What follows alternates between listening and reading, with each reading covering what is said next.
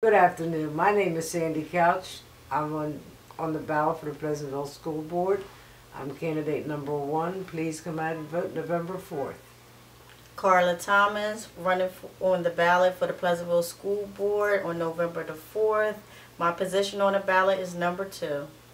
Hello, my name is Sharnell Morgan. I'm running for a position on the school board.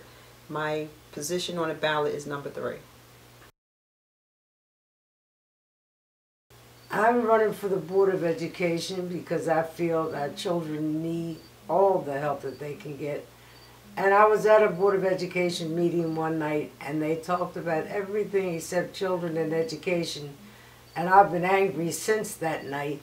So I thought I would do something about it, like run for office. I decided to run for the Pleasantville School Board because I believe I can be that voice between the administration and the community. I'm not afraid to go against the grain, and I'm also a concerned parent of 2 in the school district here in Pleasantville. Hi, I decided to run for the school board because I work with the community very well. A lot of people in the community asked me to run for them so I could be their voice because they feel as though that I can be their voice to make a change. So on November the 4th, I'm number 3 on the ballot. My running mate is Carla Thomas, number 2, and my other running mate is Sandy Couch, number 1. And with us working together, we can all be your voice to make things happen.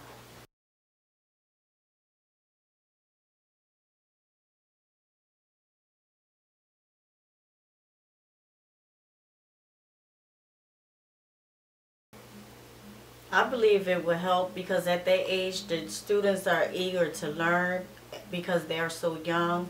And they'll get into that pattern of going to school and knowing how important school is.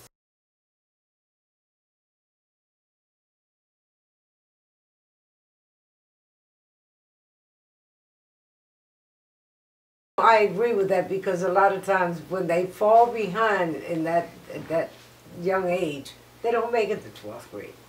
They drop out or they get kicked out. They're starting to be negative about their thoughts about being in school in the first place. So chances of them making it to 12th grade are slim to none.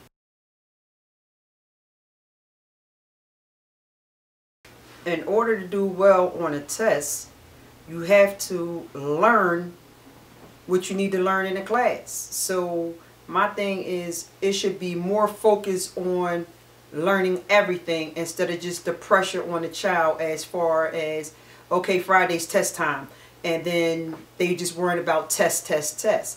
I agree with Sharnell. I just believe that the teachers need to treat every test like it's the HESPA test and take the pressure off the administration, the principals, and also the teachers and the children, because less pressure is best for our children. Just treat every test like you're preparing them for the HESPA test. As far as the testing goes, I believe, and I agree with the 2 of them, but I believe that the teachers need to teach the child what's going to be on that test. Not necessarily say it's going to be a test, but teach them that. You know, why would you teach one thing and test on something else? It doesn't make any sense.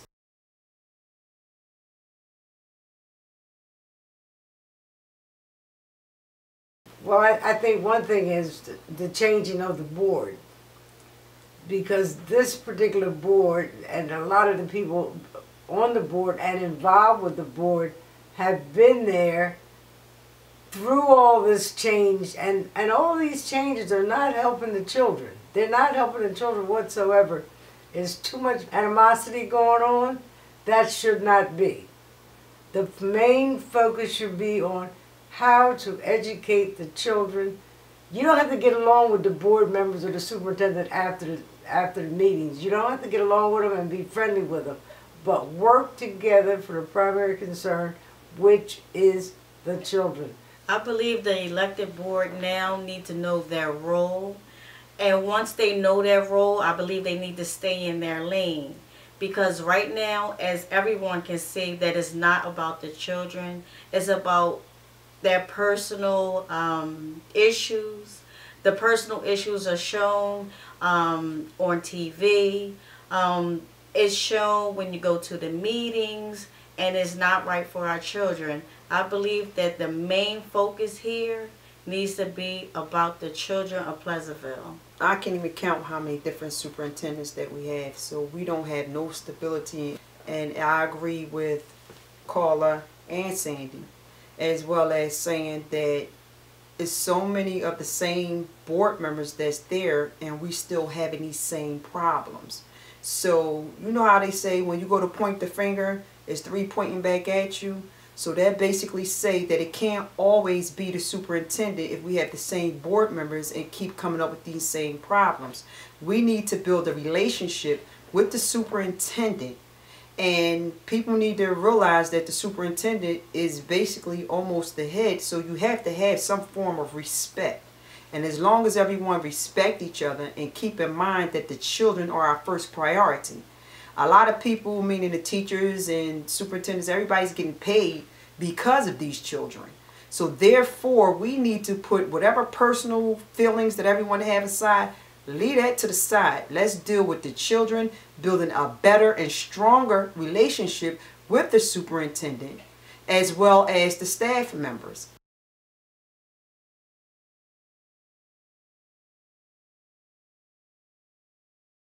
Like I said, I went to that board meeting. It was so bad.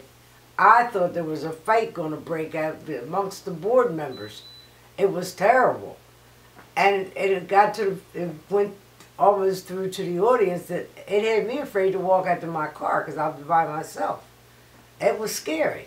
Children see everything, and when us as adults are acting and carrying on like that, it filters down to the children. So when you implement a policy like that, someone needs to be there to make sure that the board members aren't bullying each other, the teachers aren't being bullied, and just as well as the children, our children are not being bullied as well.